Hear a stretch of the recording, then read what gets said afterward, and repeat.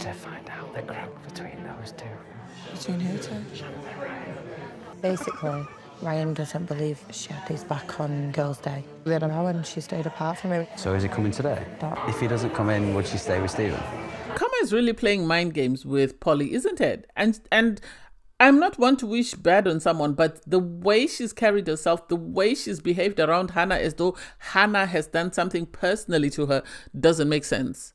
And the audacity to talk badly of another wife on TV doesn't make sense. Given how she has been begging her husband for every single thing, I don't get it. And the double standard. I don't get Stephen. Stephen is saying he doesn't want his wife anymore because of the fact that she betrayed him by trying to reveal a secret and the fact that she was flirting with other people's husbands. Yes, yet he has the audacity to go and call Holly and ask her to sort of find out what's going on with Shannon and Ryan. Make it make sense. It's the double standard for me. But anyway, hey there, thanks for stopping by. It's Valerie. Welcome to my channel. If you're new here, don't forget to subscribe. Click the like button, turn on the notification bell for when I upload new videos, and definitely leave a comment. In this episode, I'll be reviewing Married at First Sight UK, Season 9, Episode 20. At this point, can everybody just write leave? I think the only people that should stay should be Sasha Ross, Kieran and Christina, and maybe Lacey and Nate. Everybody else should just leave at this point. Well, I think with Emma and Casper, they can stay. They're quite entertaining. Apparently, the mood setting was right. There was red, there was blah, blah, blah, blah. And Emma gave Casper a kiss. He seems giddy about it. She seems giddy about it. So I guess, they found their spark. They couldn't find their spark by looking at one another, but they found it that way, which I'm happy for them. If they're happy, we're all happy for them. At the end of the day, we all want people. Well, I root for love. And I want people to succeed. So if that's going to, put them on the right path, amazing. I think it's because Casper was in an environment where he felt comfortable and safe and familiar. This is why this week has been amazing for them, because he lives in the countryside. He left London to go and live somewhere in the country in the south. And so he's happy there, and I think this has made it easier for him to sort of be more open to Emma and everything else that was going on in their couple, which I like. You have the throuple, poor Amy and Luke, they're with, Hannah. They're having a conversation, and Hannah's saying she's open to sort of speaking to Stephen, but she's not going to sort of continue to put herself out there for everybody to keep whacking her on the head, which I totally agree. I pity Amy and Luke because they didn't get to enjoy the experience of the retreat, because they've had to sort of be left holding the baby. So they've had to babysit Hannah and look out for Hannah's feelings more than they have sort of looked after for each other as a couple. It's really sad, but hey, what do? You have Stephen, he's talking to Kieran. He's saying, he's not going to talk to her. He's going to wait until they get to the commitment ceremony, and then that's when he'll speak to her. But at the dinner party, he's not speaking to her. And it's like, buddy, you've been looking for a way out since day dot, since the fight that you had on your honeymoon, and she threatened to reveal whatever she threatened to reveal. The two of you should have packed your bags and gone home. There was no need for you to come back onto the show. There was no need for you to come back and decide to stay. The two of you should have left on that day, and you shouldn't have wasted our time. It seems like you're here for the holiday and you're enjoying yourself, so that's all it is. You have Austin and Rochelle. Rochelle says she doesn't care about, Austin, whatever he's up to, she doesn't care. We all know she wanted to leave. She's been moaning that she wanted to leave so that she could attend her daughter's birthday, and this has been a great inconvenience for her, having to stay in the experiment for another week. And so I don't doubt that she'll write leave. What Austin will do, I don't know. I think he might leave and then come back, as in what happened with Ella last season. That's the impression that I get, because he is saying he's a single man. He hasn't spoken to Rochelle. He thinks his marriage is over, and so he's ready to move on. And it's like, buddy, you've been checked out the moment you saw Hannah. And so for you to try and make it seem like it's all Rochelle, I'm not buying it. I feel like there's more to Austin than we actually are seeing. I think he's been getting a positive edit all along. And the moment they get rid of Rochelle, we're going to get a negative edit for him. And that I'm willing to bet on. I really am willing to bet on that. You have Holly and Polly sit down for a coffee and a conversation. Adam is not there. He's busy cutting Casper's hair because Casper's been asked to trim his hair, so he's going to trim his hair. And hopefully he gets a good trim. I want to see what Adam is like as a barber because he says that's his profession. At least he gets to look for clients. If he does a good job, amazing. If not, amazing. He is still in his feelings, obviously, about the twist game, and it's like, hey, it is what it is. You have Polly and Holly. Holly's aggrieved because she says, he said some of the meanest things and then he's had to sort of explain himself because, I haven't really liked what he said and yet I made a mistake. I only said one thing and now, I am public enemy number one and blah, blah, blah, blah. And it's like, I feel like that your house is held up by duct tape. You know that for a fact. You know how sensitive your husband is. Why did you open that door? Yes, he is wrong in saying that, in sort of making it seem like this is the end of the world because you said you twist. He has said he doesn't get the urge to kiss you. He has said he doesn't get the urge to sort of want to make love to you because there's no spark. And yet suddenly he's turned around. I feel like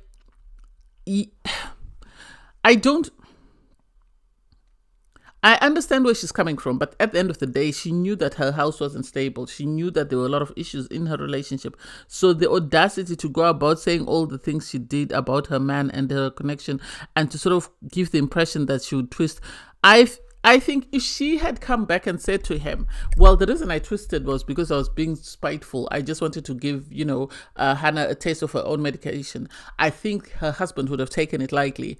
The fact that she said he would give her what she wasn't getting is what I feel like has offended Adam, in the sense that he's gone out of his way to give her what she's asked for, irregardless of whether he wanted to or not. But he's gone out of his way to kiss her, hug her, make her feel wanted. And now she's saying this.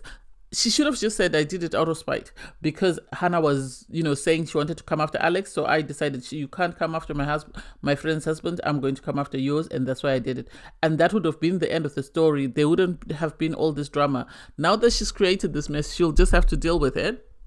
So it's dinner party time, and first to arrive are Emma and Casper. This is the first time they've arrived first anywhere. Casper has a hat on and then he takes it off. And they really seem to be in a very, very good place. They're followed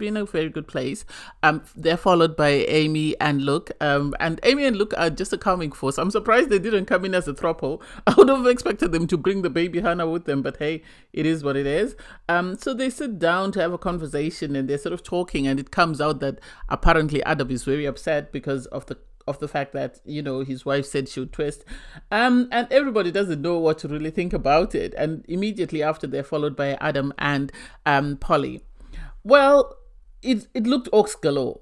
Normally they look ox galore when they're walking in, but this even looked even more like Adam didn't want to be there. Even the experts commented on the fact that Adam looked like he didn't want to be there. In his confessional, he says, well, I allowed her to hold my hand because she said she wanted us to walk in, hand in hand, and that's all I'm going to do. I'm not ready to speak to her.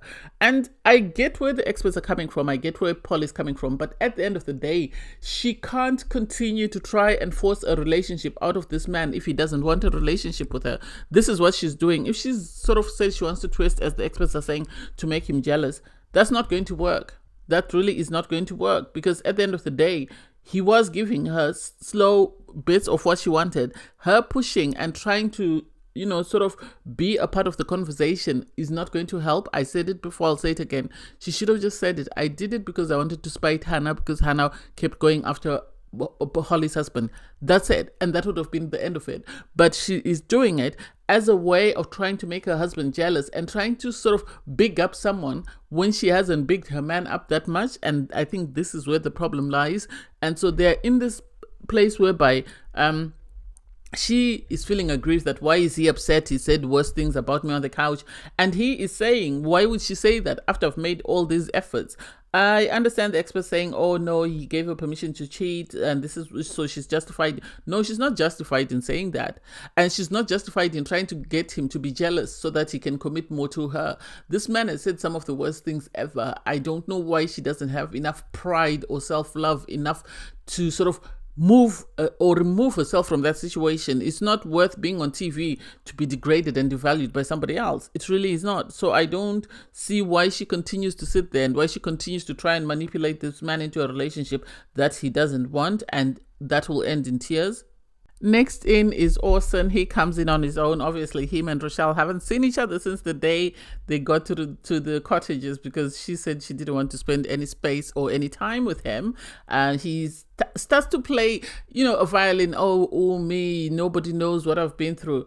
If he wasn't going to try and make a pass at Hannah, I would believe him. He's been having a good at it. He's been well behaved all along. I don't know why suddenly he felt the need to suddenly to try and throw Rochelle under the bus. He should have stayed in his lane. He didn't need to throw her under the bus. She threw herself. So I really am side-eyeing him. You have Kieran and Christina walk in. They are always happy-go-lucky. They're always very bubbly and in a happy space. So they sort of came in. They were happy. Her dress made me side-eye her, though, because it's a bit... Anyway, to each their own. You have Alex and Holly walk in, and Holly's very uncomfortable in her dress. She keeps pulling it down. And it's like, why did you wear it if you're uncomfortable? Why did you wear it? Anyway, so everyone sits down for a chat, and it comes out that Shannon and Ryan are not in the best of spaces, because apparently Ryan sort of asked Shannon, what questions were you asked during your girls' date, and he didn't believe what she was saying, so he got agitated, and then he sort of left. So she walks in on her own, and everybody stands up to greet her. They're very happy to see her. Next in is Hannah, and I did not like this at all. I know Polly has put a statement on her Instagram page apparently, and I'm not buying it. I really am not buying it. I sadly have gone off her. I normally try not to judge people, but if it walks like a duck, quacks like a duck, it's a duck. She did the same thing to Charlie, and now she's doing the same thing to Hannah, irregardless of whether Hannah was right or wrong. You can't speak to someone like that. You can't behave towards someone like that. For Hannah to walk into the room and greet everybody, and then go to greet Holly and Polly, and they refuse to greet her, doesn't make sense. I don't understand her beef. I don't understand Holly's beef with Hannah, because at the end of the day, Hannah has not done or said anything to Adam that is inappropriate. So for her to be more aggrieved than Shannon, who says that Hannah was touching her husband's feet, doesn't make sense, because Shannon did actually greet Hannah, and I'm not buying it. The insecurities on these women are really showing. They're really showing. And for her to throw an F-bomb and to say I wouldn't piss on her if she was burned, if she was on fire, says more about Polly than it says about Hannah. Hannah owns her crap. Polly hides behind this, I support this person. I'm sorry, but it's unacceptable.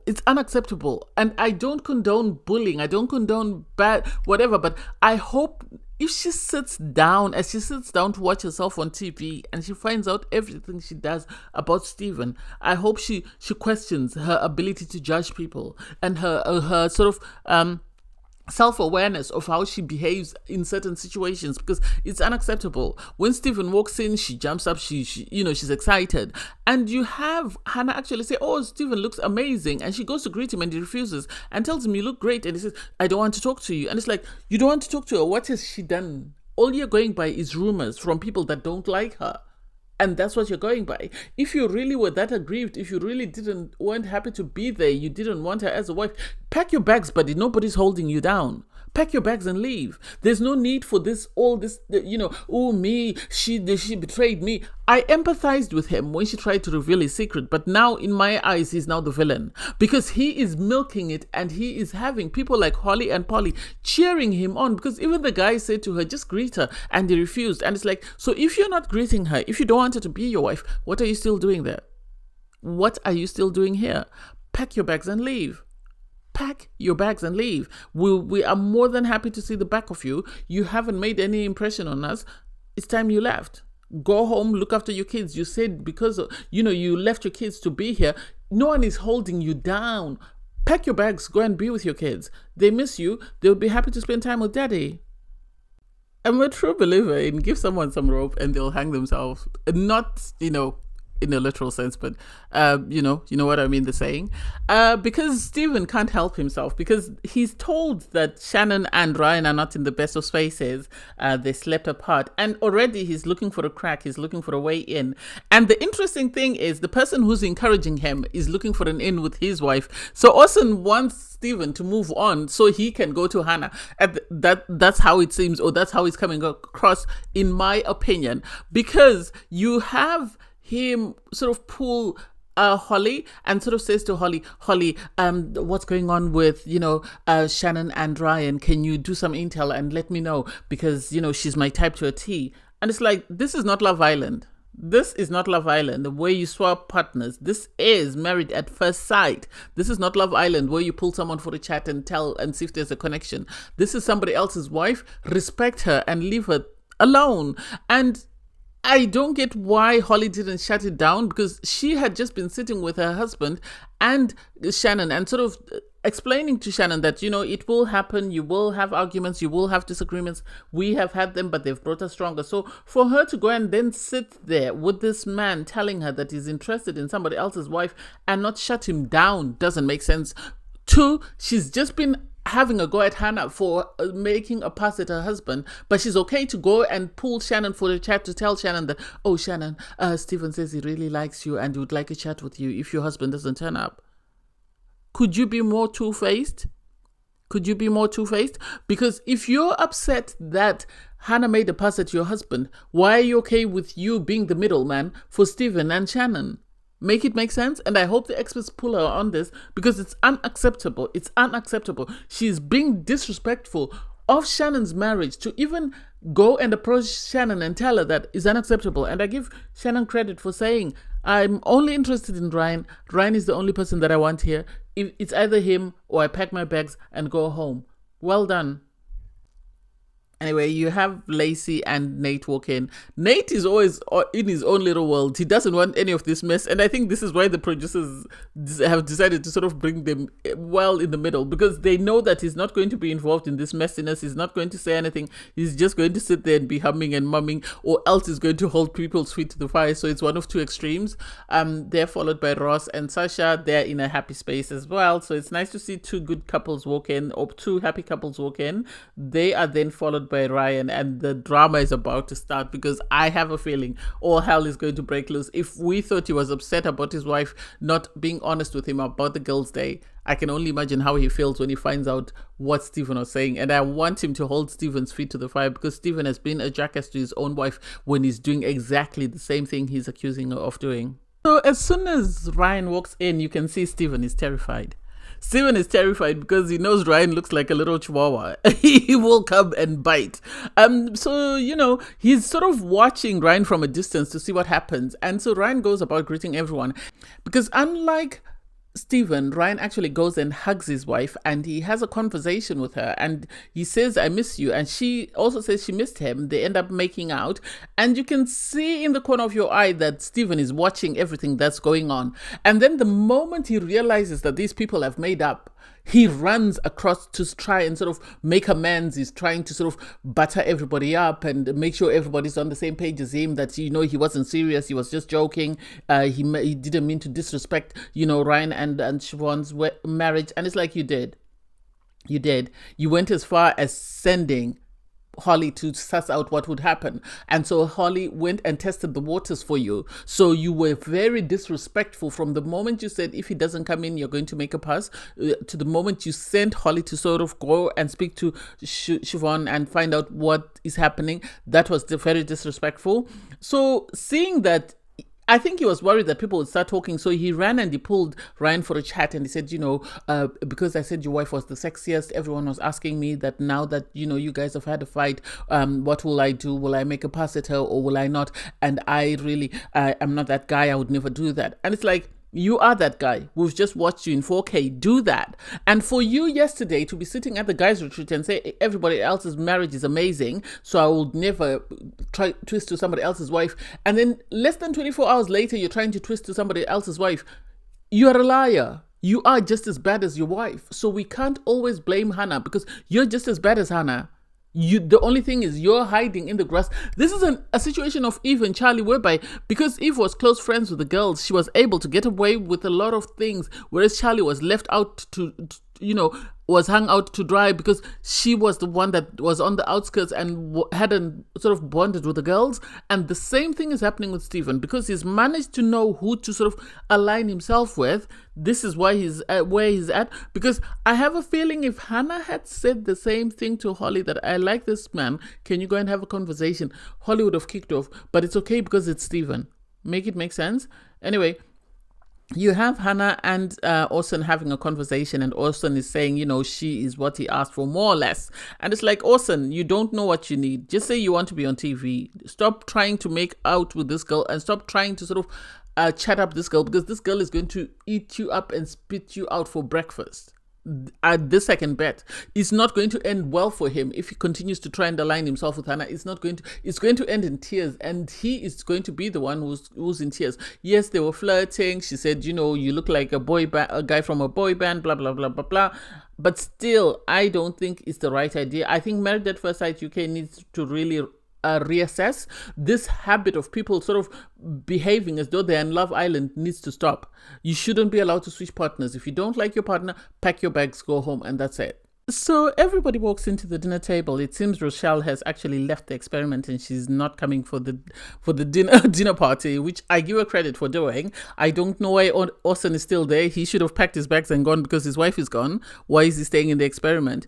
Anyway, it seems Ryan and Stephen are sat at opposite ends of the table, and I like the fact that Amy and Luke are sat across from Lacey and Nate. I think Nate has said he doesn't want the mess, so the producers are just trying to keep him out of harm's way. Maybe he and Lacey have asked to be sat opposite them, which makes perfect sense.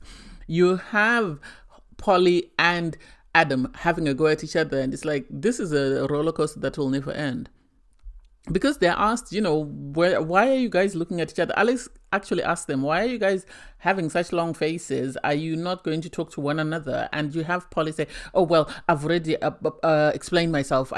He has said more malicious things than I have, and I've forgiven him, and I don't get. And it's like, this is not a tit for tat. This is not child's play. This is not a child's game.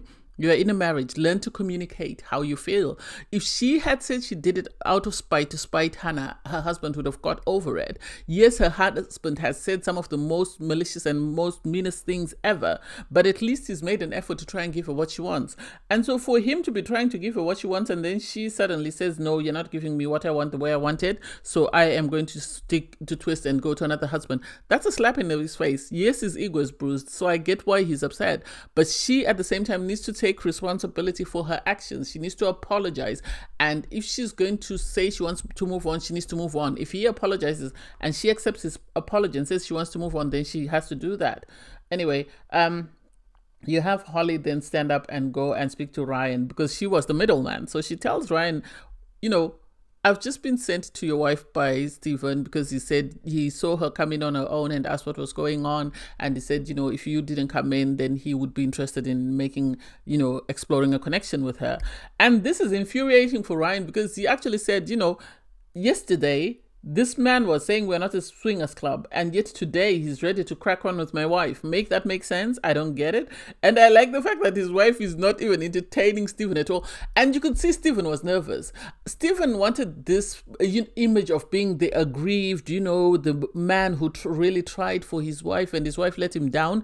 And so when he sees his word crumble, or his storyline crumble in front of his eyes, you see him biting his nails, you see him sort of being anxious. I think he was waiting for a reaction from Ryan, and Ryan didn't give him the reaction that he wanted. Whether he expected Ryan to sort of scream and shout or yell or whatever, Ryan didn't even address him, and this sort of left him in the space whereby he didn't know what to do. He really didn't know what to do. And I hope the experts pull him up on it, that you're upset that your wife was flirting with other guys, but you're doing exactly the same. So the two of you are no different. Both of you are just as bad as the other. The only difference is your wife tried to reveal a secret. Otherwise, everything else, you're just as bad as each other, and you deserve one another. The two of you need to leave the experiment, and I hope they leave. You then have, his wife she tries to have a conversation with him. Hannah really tries, and he said to her he doesn't want to talk to her. He can't forgive her. There's no way of coming back because of what she's done. And it's like, I understand about the secret, but the flirting, please keep quiet and shut up, because she didn't go to explore another person's husband and say, I really like you, let's see if there's any opening. Up until you said the door was completely shut, yes, she was flirting with Austin, but she never had conversations with Austin about, them coupling up until after you told her that there was no coming back. Whereas you have actually gone to the extent of sending someone to have a conversation with the person that you want. So you are worse. You are worse. And I don't get how you can't see that. I don't get it. You have everybody else is in a happy space. They're talking and then they suddenly get a little box. So let the messy questions start. So first up is Christina and Kieran. And the question is, Christina asks, which part of my body did you enjoy washing the most? And Kieran says it's her bum. Everybody laughed, and hey, to each their own. And it's like, but she was on her monthly, so how are they sharing a bath? Make it make sense? I don't get it. Anyway, you then have, Kieran asks, if I was an animal, what would I be? And Christina, and why? And Christina says, I would want you to be a koala and you'd be just cuddling with me all the time. They really like each other. They really like each other's space. And so it looks like there's going to be waterworks on, the commitment ceremony. And I hope, it's nothing really serious. Except it's Amy and Luke. Amy asks, what do you foresee would be the biggest challenge in our marriage? And Luke says the problem is we're both slow burners and everybody side-eyed him because of the way he flirts. And then he said, well, emotionally, I'm a slow burner. And so it's going to take time for us to get to where we want to go. And then they share a kiss and you have Amy sort of say, he put his tongue down my throat. And it's like, so how have the two of you been kissing? Are you actually a very good couple? Are you playing a very good couple? Which is it? If you're that grossed out by him putting his tongue down your throat, are you really a couple or are you playing at being couples? Make it make sense. You then have Casper and Emma. So the question is, how would you sum up our time, in the retreat? And Emma says, I have taken on board the feedback that I've received. I've really worked hard to make sure that this week I do better and I grow. And I feel like, we have progressed, and also I've been able to get a kiss. And Casper was really embarrassed. He really was embarrassed. Everybody laughed, but Casper was embarrassed. You could tell he wanted the floor to open up and swallow him. She then asked him, how do you feel about how far we have come since the first dinner party?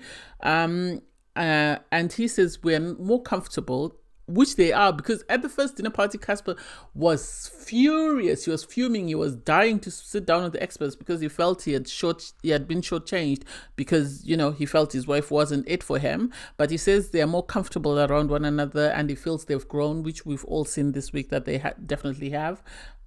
Ryan is asked, how committed are you to our marriage? And Ryan says, very committed. He has no eyes for anybody else's wife. He's there for his wife. If things don't work out with his wife, then he's going home. And that was targeted at Stephen because Stephen said it wasn't a swingers club. And then the next moment he was going after somebody else's wife. So I get why Ryan is feeling some type of way. Stephen couldn't even look at Ryan in the eyes. You could tell he's terrified. And then for Polly and Adam, the question was, why do you think we have had such a difficult week?